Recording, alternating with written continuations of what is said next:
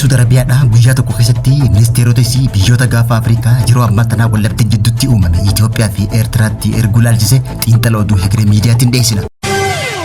Daawwattootaa fi hordoftoota Hegeree Miidiyaa nageenya keenya bakka jirtan maratti sin dhaqqabu guyyaan irraa 12 barri 2026 Saudi Arabiyaan michuu jabduu Masrii fi Eertiraa taate akkasumallee biyya faallaa United Arab Emirates taate guyyaa irraa ammoo michuu jabduu biyya United Arab Emirates taate akkasumallee Eertiraa fi Masrii wajjin rakkoo ji'oopolitikaa tan qabdu Itoophiyaa wajjin marii taasisuun maal agarsiisa? Qabxiilee ijoo marii Saudi Arabiyaan Eertiraa fi Itoophiyaa wajjin taasifte bal'ina oduu Hegeree Miidiyaatiin tokko jennee jalqabneeti jirra. Hanga dhuma xiinxala odeeffannoo tanaatti nu hordofan afeerra teenya.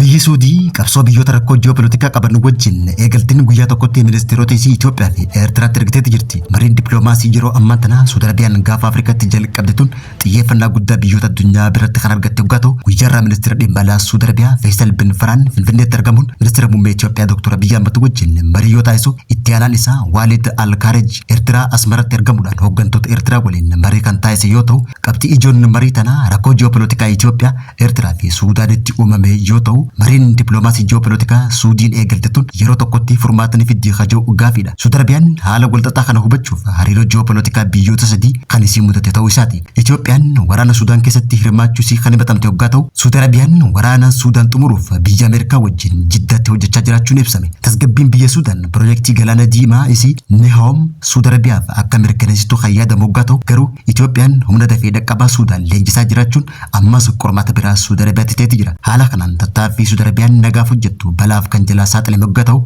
biyyi faallaa Saudi Arabiyaa tan taate United Arab Emirates ammoo biyyoota kanneen keessaa Itoophiyaa wajjin michuu jabduu ta'uu isiiti. Tarsiimoon Suudiin rakkoo tana furuuf qabdu dippiloomaasii daldalaa kan fakkaatu waggaa ta'u Itoophiyaan rakkoo faayinaansii liqii keessa galtee akka jirtu Suudii waan hubatteef qabxiilee ijoo sadii qabachuudhaan ministeerota dhimma alaa isii Itoophiyaa fi gara Eertiraatti ergiteeti jirti. Qabxiileen ijoon kunis filannoo ministeera dhimma alaa Suudii Faisal bin Faraan ministeera muummee Itoophiyaa wajjin marii taasiseen tokko finciltoota Suudaan deeggaruu dhiisa waltajjii nagaa Jiddaa irratti nu wajjin hirmaadha. Deebii ammoo deeggarsa diinagdee isiniif kennina waltajjii idil addunyaa irratti illee isin cinaa dhaabbanna kaja waggaa ta'u mariin tun Suudiin Itoophiyaan waraana Suudaan keessaa baasuudhaan yoo xiqqaate gahee isii jijjiiruun ibidda Suudaan dhaamsuuf carraan hin qaba kaayyoo jiru qabattee kan dhiyaate waggaa ta'u qabxiin inni lammaffaan Saudi Arabiyaan qabattee dhiyaate wallabdee daangaa kaaba Itoophiyaa fi Eertiraatti rakkoo uumame ta'uu isaati. Isa kanaaf ammoo itti aanaan ministeera dhimma alaa Suudii Asmaraa dhaquudhaan dhimma kanarratti marii kan taasise waggaa ta'u garuu pirezidaantiin Eertiraa Isaayyaas Afwerqi Itoophiyaa fi TPLF walitti araaramuun akka gantummaatti kan laaluu fi dhimma buufata galaanaa isii akka weeraratti kan laaltu ta'uu isaati.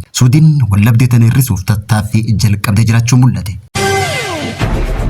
Waadaan misoomaa fi investimentii Suudiin biyyoota lameeniif kennaa jirtu nageenya waaraa caalaa bu'aa akka argamsiisu kan kaayyeffate waggaa ta'u qabxii sadeessaa lammoo Suudiin biyyoota lameen yeroo tokkotti mariisifteef dorgommii biyya faallaa isii United Arab Emirates wajjin qabduu fi olaantummaa naannawaa gaafa Afrikaa keessatti qabdu waggaa ta'u garuu gaheen biyyoota gaafa Afrikaa keessumattuu Somaalilaandii fi Itoophiyaa fi Jibuutii wajjin hariiroo dippiloomaasii cimaa taphachaa tan jirtu biyya Suudii caalaa biyya United Arab Emirates akka ta'e ibsameeti jira. Itoophiyaan United Arab Emirates wajjin hariiroo waraanaaf diinagdee cimaa kan qabdu waggaa ta'u dhiyeenya kana humni waraanaa dafee dhaqqabaa Suudaan kan Itoophiyaan leenjisaa jirtu duubaan deeggarsi Imireetota akka jirullee gabaasaaleen ba'an ibsanii jiru. Dhimma walxaxaa kana furuuf Saudi Arabiyaan guutumaan guututti Itoophiyaa dhiibbaa Imireetota jalaa baasuudhaaf barbaachisaa akka ta'e kan amantu waggaa ta'u Itoophiyaan garuu Imireetota qofa odoo hin taane Saudi Arabiyaa wajjinis hariiroo kan jalqabdu yoo ta'e dorgommiin biyyoota Arabaa lamaan gaafa Afrikaa keessatti qaban daran cimee kan itti fufe ta'uu isaati. Gama tokkoon ejjennoon Suudiin Itoophiyaa fi Eertiraa jidduutti manguddummaa seentu United Arab Emirates caalaa fudhatama qabaachuu mala jaamee khayyaadamu waggaa ta'u kunis Eertiraan United Arab Emirates wajjin hariiroo walxaxaa waan qabduuf dhumarratti Suudiin ni milkaa jaamee kana keekamu ta'uu isaati. Haa ta'utii maree galuu dhimma Suudaanii fi Itoophiyaa hiikuuf Suudiis ta'e biyyi United Arab Emirates carraa walqixaa kan qaban yoo ta'u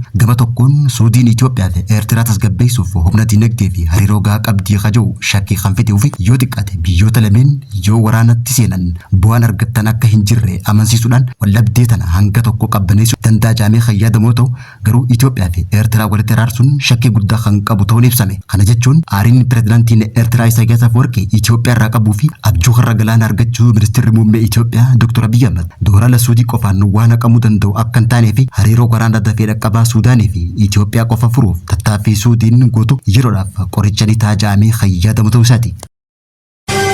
Daawwattootaa fi hordoftoota Hegeree Miidiyaa irraa oduu fi xiinxala yeroo kanaaf qabnee dhiyaanne kan gammachuun hordofaa turtanii turtii gaarii.